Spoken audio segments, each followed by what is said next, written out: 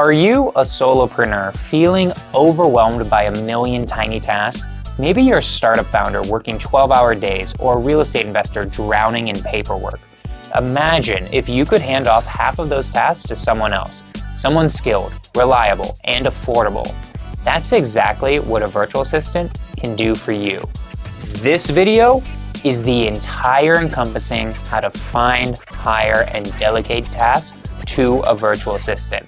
I've been doing it for over 3 years, so stick through it, as after this video, you will have every single tool you would ever need in order to hire, delegate, and manage a virtual assistant.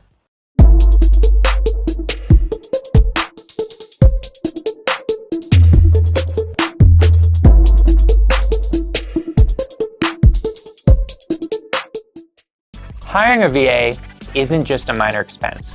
It can be a game changer for your business. You get to delegate routine work and reclaim your time to focus on growth and strategy. In fact, businesses that hire overseas virtual assistants often save a fortune.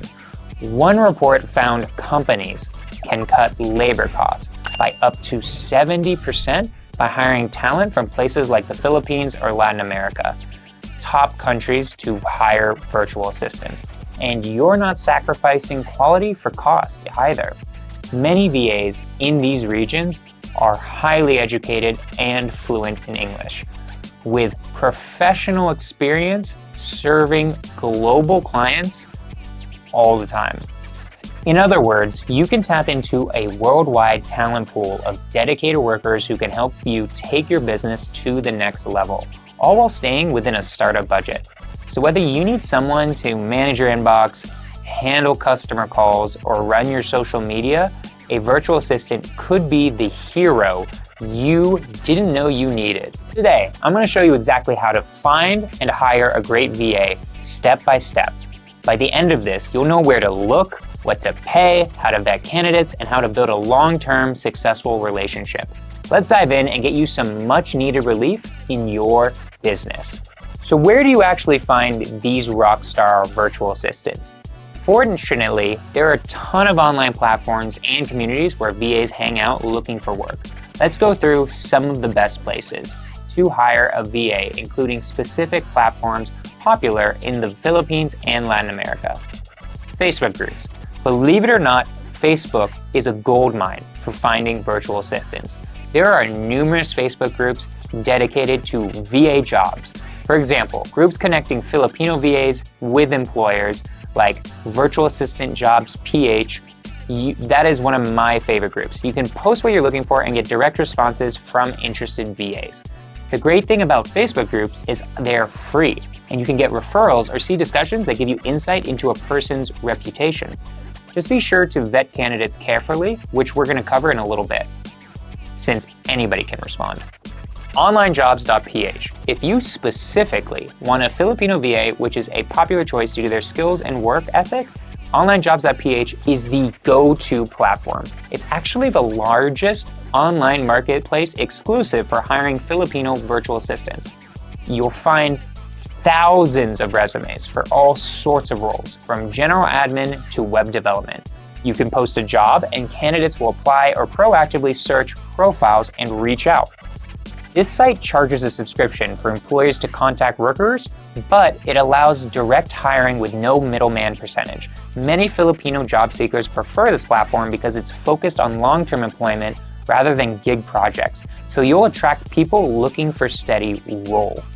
Upwork. Upwork is one of the biggest global freelance marketplaces. Here you can find VAs from all over the world, Philippines, India, Latin America, Eastern Europe, you name it. You post a job and freelancers will bid/propose on your job, and you can invite specific freelancers to apply. Upwork has great tools like time tracking and payment protection and a large talent pool. I've hired many VAs on Upwork successfully. The only downside is competition can be fierce, so experienced VAs may charge more or be selective. Upwork also takes a fee. It's good for me when I need a freelancer VA, but not as much if I want long-term employee VAs. When using Upwork, be specific in your job post about wanting a VA from a certain region if that matters to you. Fiverr, it's another freelance platform where you can hire VAs, though it works a bit differently. Freelancers on Fiverr create gigs, predefined services, and you can purchase them. For instance, a VA might offer a gig like, I will be your virtual assistant for 5 hours of work doing X tasks for $50. Fiverr can be great for one-off tasks or short projects. If you need ongoing help, you can also find someone on Fiverr, although personally, I don't like it as much. I like onlinejobs.ph and Facebook groups. Upwork and Fiverr if you need a quick contractor. Keep in mind that Fiverr started with $5 quick gigs, hence the name, but now many gigs cost much more. Quality VAs will charge a fair rate though. Freelancer.com, another great one, just Upwork, Fiverr. If you're just not finding the right person, go there as well. It works very similarly. You put a job, they bid, all of that good stuff. It's another great one. Now, if you're interested in hiring from Latin America, which can be a great for a time zone alignment with the US, there are some platforms tailored to that region. Workana is one of the biggest freelance job sites in Latin America. Think of it as the Latin American Upwork. It's popular in countries like Argentina, Brazil, and Mexico. You can find Spanish-speaking or bilingual VAs, and many Latin American freelancers use Workana as their primary marketplace. Another one is Torre. Torre, Torre, is a platform that's a part job board and part recruiting tool used for tech and administrative talent all across Latin America. It's growing in popularity and can connect you with quality candidates in that region. There's also Virtual Latinos, which is more of a curated service. They vet and hand match you with experienced bilinguals, VAs from Latin America. The trade-off is it's more expensive. Their VAs often charge between $5 and $20 an hour, depending on expertise. So that's if you really want someone else to do the hiring. And then we have Remoto. It's a site that's called We Remoto. It's a job board focused on remote jobs in Latin America. On platforms like that, you can post a job in Spanish or English and get applicants from various Latin countries. And just like the Philippines, local Facebook groups are big in Latin America too. Every country has Facebook or WhatsApp communities for freelancers. So for instance, there might be Freelancers Mexico group or Trabajos Remotos Latin America group. If you speak a bit of Spanish or use Google Translate, you can drop a post there and potentially find hidden gems who aren't on the major platforms. In short, there's no shortage of places to find a VA. The best approach is often to post your job on a couple platforms to see where you get the best candidates. For example, you might put your ad on onlinejobs.ph, Upwork, and a bunch of Facebook groups, and simultaneously do the same for the Latin American ones like Workana and Remoto. This way, you're covering all your bases. It might sound like extra work to manage multiple postings, but the payoff is you'll have a larger pool of talent to choose from. One quick anecdote. A colleague of mine had a lot of success hiring in the Philippines via Upwork. He got 60 plus applications easily. But when he tried the same approach to hire in Latin America, targeting Mexico and Colombia at a similar pay rate, he only got about 10 applications. The difference was eye-opening. It wasn't that Latin American VAs aren't out there, it's that they aren't all looking on Upwork. The lesson is go where the talent goes. In this case, tapping into region-specific channels like Workana or the local networks can dramatically improve your results. Now that you know where to look, let's talk about what VAs themselves are doing on their side, and then crucially, how much to pay them. All right, now let's answer a big question that's probably on your mind. How much is this going to cost? What should you pay a virtual assistant, and how does it vary by location and job type? Let's break down the current 2025 average rates and salaries for VAs in the Philippines and Latin America. So the biggest advantages of hiring overseas is the cost of savings. You still need to budget properly and pay a fair wage that they're willing to work for. So what's the going rate? It varies by country, experience, and the type of work, but I'll give some ballpark figures and comparisons to guide you. In the Philippines, virtual assistant salaries are typically lower than in the US or Europe, but they range widely. For a general admin VA, someone doing data entry, scheduling, email management, an entry-level person might expect around $3 to $5 per hour, which is roughly $480 to $800 per month for full-time work. Yeah, you heard that right. Under $500 a month on low end for full-time help. That would likely be someone relatively new or with only basic skills. More experienced general VAs or those with specialized skills will charge more. It's common to pay around $6 or $7 an hour for really competent, experienced Filipino VA, which is about $1,000 per month. If you need a high expertise, say a graphic designer or someone proficient in SEO or programming, you might be looking at $8 to $10 an hour, upwards of $1,300 to $1,600 per month for top talent. To put it in perspective, One platform's data show beginner Filipino VAs at $480 per month and more specialized ones up to $1,600 per month. And so these are full-time rates. If you hire part-time, the hourly might be a bit higher, but the total cost is obviously less since you didn't need them to work full-time. It also depends on the job type. Let me give you a few examples of some typical monthly salary ranges for different roles in the Philippines. So general admin/data, $500 to $600 per month on average for someone with a year or two of experience. Customer service or phone support, this can be a bit lower to mid-range, maybe $450 to $700. Call center ones are usually less because a lot of people can do it. If the role requires night shifts or excellent spoken English, you might pay toward the higher end of that range. It all just depends what you need. The one that I think most of my audience needs is a real estate VA, cold calling, doing lead generation. They're often around $600 to $800 per month with someone who has a lot of experience. Real estate tasks are really popular in the Philippines. There's a lot of people hiring VAs for those. People who can confidently cold call might charge $4 to $6 an hour. Some specialized real estate VAs with great track records can go higher. Social media management, you'd be looking at probably like $600 to $900 per month for a mid-level social media VA. Those people will be like posting content for you. They are creating content and strategy and can do a lot more. Like I said earlier, advanced skills, SEO, PPC, web developer, $700 to $1,000 a month or more. Developers are high-end graphic designers, really upper-end ones. These can be more expensive, $1,000 to $12,000, but just remember that like these people are way, way, way cheaper than people in the West. And sorry, not $1,000 to $1,200.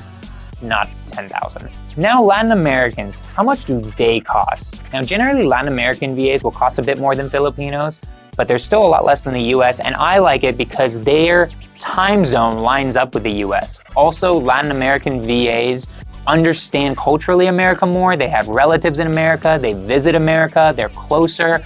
I personally mostly hire Latin American VAs. I have one Filipino VA and maybe like 8 or 9 Latin American ones because they speak Spanish and also just understand American culture better. A lot of these people charge between $4 to $10 per hour. It just depends on the task, right? So for instance, basic admin work, you can find one who's like $3 to $5 an hour. Usually these people aren't very experienced, but it also depends on the country. So like for instance, in Brazil, people get paid more. That would be like $12 an hour, right? So typically, probably for an admin, I would spend between 5 to 8 in most Latin American countries. Very similar to the Philippines, but a lot of times a little bit more. Typically, you spend about $1 to $2 per hour for more for Latin American VAs, but I've found them to be just better overall. I've had better luck with English. I've had better luck with them staying or understanding the company culture in my company. So I mainly hire from Latin America now. So entry-level people can sometimes be making like $4 per hour. This is someone who's just out of college. This is someone who doesn't have much experience. Someone who's maybe mid-level, has some English, does some specialized stuff like bookkeeping or marketing. They could be like $1,200 to $1,800 a month. Senior level, highly specialized, bilingual fluency, 5+ years of experience. They might be making like 10 to 14 an hour, which would be like $2,000 to $2,200 per month. So it kind of depends. Entry level, $700 to $1,200, mid-tier, $1,800, top tier, $2,200. Now, I usually pay somewhere between my entry level positions, $6 an hour, then usually bump them up to $7 to $8, and then the most highly experienced people are making like $10, $11 an hour, just to give you guys some perspective on what at least I pay in my business, right? And it depends on what they're doing too, like customer service support, $900 to $1,300, social media marketing could be $1,000 to $1,500. One of my people's is literally the operations manager, manages everyone and what everyone's doing in the company. They get paid $2,000 a month, right? So it really just depends on what you need and what you're looking for. If you're just starting your business, probably you can start with just some entry-level to mid-level VAs just to start helping you out with admin stuff and, lead generation so that you're doing the basic things for your business. All right, guys, now that you know where to find a VA and what the typical costs are, the next step is very critical. Screening and hiring the right person. Let's walk through the hiring process from writing a compelling job post to interviewing candidates to making the final choice so you can bring a fantastic VA onto your team with confidence. Here is a step-by-step guide to screening and hiring that has worked well for me and many of my entrepreneur friends. Number 1, write a clear and specific job post. This is where you set the stage to attract the right candidates. In your job listing, whether on a platform or a Facebook post, clearly describe the tasks and responsibilities you need help with. Do not be vague. List the actual tasks. Manage my calendar, set appointments, respond to customer emails, blah, blah, blah, blah, blah. Specify any skills or software knowledge required. For example, must be familiar with Excel and Google Docs or experience with Photoshop. You also want to make sure they list the experience they have with each of these tasks. Mention the hours or schedule you expect. Are you looking for someone to work US business hours, or is the work flexible? If it's important that they be online at certain times, say that up front. Include the pay range, or at least the word competitive salary if you prefer to discuss later, but note that stating a range can filter out people who expect way more. Mention equipment or technical needs, if any. For instance, high-speed internet is a must for a VA, especially if you're doing Zoom calls, they need a webcam, make sure they have all this stuff. Paint a picture of the ideal candidate and the job. This helps applicants self-select, and I also recommend adding one quirky instruction buried in the post, something like, in your application, please tell me your favorite movie. It sounds silly, but it's an easy way to see who actually read the whole post and can follow instructions. Those who ignore that request, immediately red flag. It's going too fast. If they can't read the job post carefully, they might not be detail-oriented enough for the job. 2, gather and screen applications. Depending on the platform, you might get resumes, cover letters, or just a stream of messages as they come in. Filter ruthlessly. The first pass, eliminate anyone who didn't follow your application instructions or is just clearly not qualified. That's why I love the include your favorite movie, because half the people don't even see it and I can just axe them right away because they're not paying attention. Next, look at the quality of their communication. Is their message or cover letter thoughtful and customized, or does it look like a copy and pasted to 20 jobs? Genuine candidates will at least mention something about your job description. Check their English proficiency if that's needed for the role. You can tell a lot from their writing. Look at their experience. Have they done similar tasks before? If they're on a platform like Upwork, check their reviews from other clients. On online jobs or resume, see if they've worked for foreign clients previously. A quick background check can be as simple as Googling their name or looking at their LinkedIn/Facebook to ensure they are who they are. As you screen, you might score or categorize applicants. I like to pick a top 5 to 10% to move to the next step and still be on alert for a few red flags in applications. If someone's response is overly flattering and generic, something like, "Dear sir, I am the best and most hardworking person and will do your job perfectly," that's often a bad sign. Likely they didn't even specifically address your job needs. If someone has frequent job hopping or gaps in their work history they can't explain, probe into that later. And if they're asking questions that were clearly answered in the job post, that might indicate they skimmed it. And one more really important red flag is poor attention to detail. You see obvious typos or they forgot to attach something you requested, like a sample or a resume, consider how that might translate into their work quality. On the other hand, green flags. They mention your specific tasks in their cover letter. They maybe even did a bit of research on your company, a huge plus, and they provide relevant examples of their work. So next, do a preliminary interview or questionnaire. If you're narrowing down the applications, I often send a short list of follow-up questions to each of my top candidates. I do a first round interview with all of those top candidates. That's usually 5 to 10 minutes long. Basically asking basic questions like, how's your home office set up? Do you have backup internet or power in case of outages? Are you currently working for other clients? If so, how many hours? Are you willing to work full-time here? Basic questions like that to make sure they're good. I hear their English. I can tell how they're doing, right? Their responses will tell you a lot, both in terms of content and response times. If someone takes 4 days to reply to your email, that's not a great sign for a VA role. Requiring responsiveness. Ideally, you get answers and can further narrow down to the top 3 or 4 or 5 candidates for a formal interview. So now comes the more personal evaluation. Schedule a live interview with your finalists. I do it through Zoom, and make sure you go through all of their jobs. What I personally ask is, in your own words, what did you do? What were your biggest highs during that job? What were your biggest lows? Why did you leave that job? And also, what would your boss rate you from 1 to 10? I asked that about each of their positions in order to get an idea of like what is happening and what they did in those roles and how well of a job they did.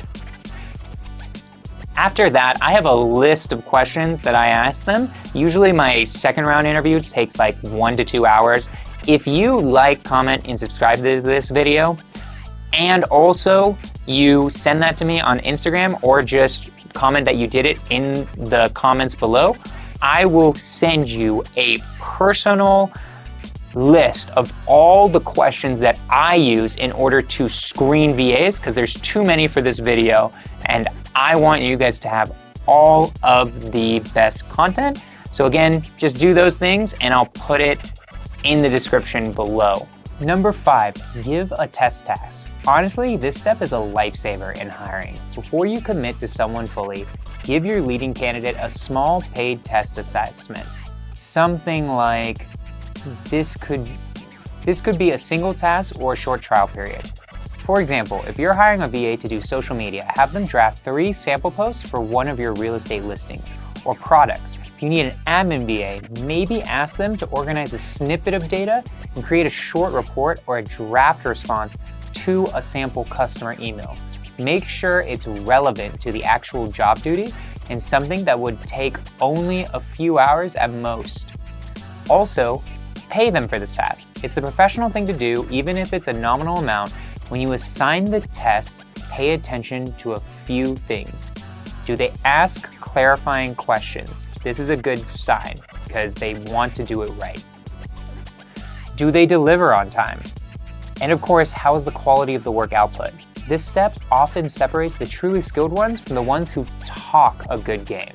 I've had candidates who interviewed well, but then work they submitted was full of errors or missed the deadline. Those are big red flags.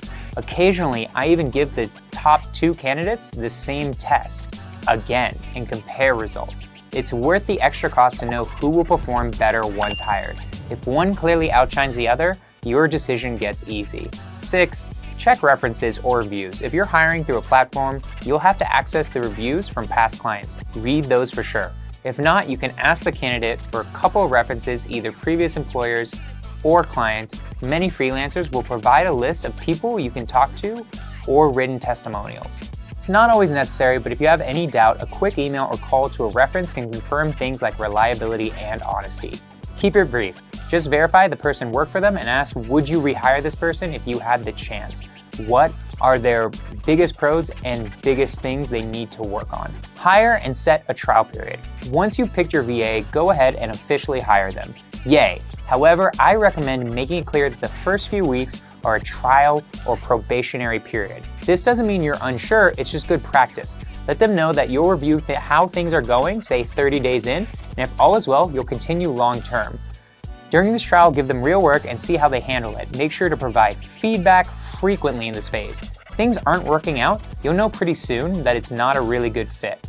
And it's much easier to part ways because you set this expectation that this is a trial period. So they're not fully thinking they 100% have the job left.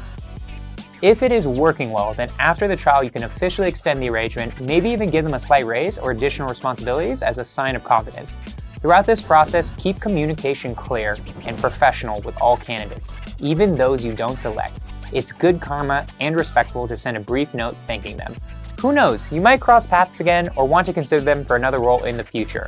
At this point, congratulations, you found a great VA and they're ready to start.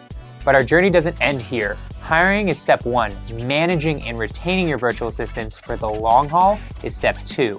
Let's talk about the best tools and practices for working effectively with your VA once they're onboarded. Managing a virtual assistant is a lot easier today thanks to numerous tools designed for remote work. When you're not in the same office, these tools help you keep track of work, time, and communication. Let's go over a few key categories. Time tracking, task management, and communication. Especially at the beginning of a working relationship, many employers use time tracking software to ensure the VA is working when they're supposed to and to understand how time is being spent. My favorite is Time Doctor. Time Doctor can track your VA's hours, and it goes further by taking random screenshots of their computer and even logging keystrokes and website usage. This might sound a bit big brother, but it's actually a common practice in its outsourcing to establish accountability. With Time Doctor, you as the client can log in and see, for example, that your assistant spent 2 hours today on Excel and see the screenshots of the spreadsheets they worked on. It also flags idle time. If the mouse/keyboard go inactive, it will tell you. Another big name is Hubstaff. Hubstaff similarly tracks time, captures screenshots, and it even has a GPS tracking feature. I think that's more for someone in the field unless you really want to know their home while they're doing it, but it could be useful depending on what you're doing. The next ones are task and project management softwares. Keeping tasks organized is vital when working remotely. You want to avoid a scenario where you think you told your VA to do something, but it slipped through the cracks. I highly recommend using a project management tool or at least a shared task list. My favorite is Discord. Discord is where my entire office lives. I put in tasks, I do everything in there. That's where everyone lives and works and can communicate with each other. Another one is Trello. It's a great simple tool. You can make a board with card for tasks, set due dates, and you and your VA can both see the workflows. There are other ones like Asana and ClickUp. Those are great if you have multiple team members that you need to assign tasks to, and there's so many softwares. Again, my personal favorite is Discord. It's the one I've been using. It's basically where my virtual office lives. My VAs stay in voice channels, so I know that they're working or they're supposed to be working. I can hop in, start talking to them. I have a to-do list for them to do every single day that I can put into Discord. It's a great, great place. I highly recommend it. Some other tools that are incredibly helpful are like LastPass. That's the one that I use. It's a password manager. You can share login info without revealing the actual password. You can revoke it if needed. This is better than just giving them the passwords because then once they leave your company, they can't steal your passwords and steal your logins and all of that stuff. It makes it where they have access when they need to, but if they ever leave the company, you keep control of all of that. Another great one is Trainual and Loom. These are two that I use to work together. Looms are for recording things on your computer, showing exactly how to do it, so you can send them a video of exactly what you want. And Trainual is great for SOPs, so you can include looms in your Trainuals, and then you can write out as well as include the video, so they see exactly where they need to be doing what and how. And it organizes everything so it's in a way that's like a course, right? Trainual basically makes your SOPs like a course, and they can search for exactly a specific process if they forgot how to do it. Really want to make it clear, you should be onboarding very thoroughly. The first week is crucial. Take the time to introduce them to your business, your mission, your products, your services, who your customers are. This context helps them make better decisions. Provide a guided tour of all the tools and accounts they'll be using. For example, if you use a project management system, do a screen share and show them how you would like tasks updated. Share your SOPs however you do it. You can do it through Google Docs. I love Trainual personally, but have them have the SOPs so they know what they're doing. If you don't have SOPs written yet, consider recording yourself doing a task via video and then send it to the VA to write it out. Many VAs will even help document procedures once they learn them. You should also clarify roles and boundaries during onboarding. Who do they report to? If it's just you, that's clear, but if you have other team members, let them know. What decisions can they make on their own, and what requires your approval? The more clarity you provide up front, the more confidently they can work. Establish communication protocols and routines. As mentioned earlier, set up your communication channels. Whether it's Discord, email, or Slack, you have to have these set up so they know how and when to use everything that they need to do their job. An example, you might say, during your work hours, please be on Discord so we can chat as needed if something is urgent. If something is really urgent, I will call or text you, right? Decide on a regular check-in schedule. I usually do once per week for about an hour. We do a one-on-one meeting, right? I also have everyone do a morning meeting where we just do a 10-minute sync just to make sure we're on the same page of what we're working on today. I also have them give me a daily email recap. What was accomplished today? Were there any issues? What's the plans for tomorrow, right? Figure out what level of communication makes you comfortable and ask them to follow that. A weekly video meeting is really good just to check in. Those one-on-ones really help. So yeah, I would highly recommend using all of these to make sure that your VA is doing what you want in the way that you want it done. Your first hire might not be perfect, or you might make a mistake or two managing them. That's okay. You will get better at it, and many VAs out there are truly fantastic once you find the right match and build a solid working relationship. We've covered a lot of ground, the why, where, and how, and what ifs of hiring virtual assistants. Now, let's conclude everything about what we've learned in this video so you can take action on all of it. You've made it through this deep dive on how to hire a virtual assistant. Now the most important part is to take action. All the tips in the world mean nothing if you don't implement them. You're feeling a mix of excitement and a bit of overwhelm, that's normal, but remember why you're doing this: to free yourself from the grind of tasks that someone else could do, and to unlock more time and energy for the things that only you can do to grow your business. Hiring your first virtual assistant can feel like a big step, so it's okay to start small. Maybe start with a VA for just a few hours a week or one project. You don't have to immediately outsource half of your business. Try delegating a handful of tasks, perhaps email management or data entry, and see how it goes. You'll quickly get a feel for working with a remote assistant, and your confidence will grow. As you see results, like your inbox finally under control, or your social media consistently posting without you lifting a finger, you'll wonder why you didn't do this sooner. Think about it.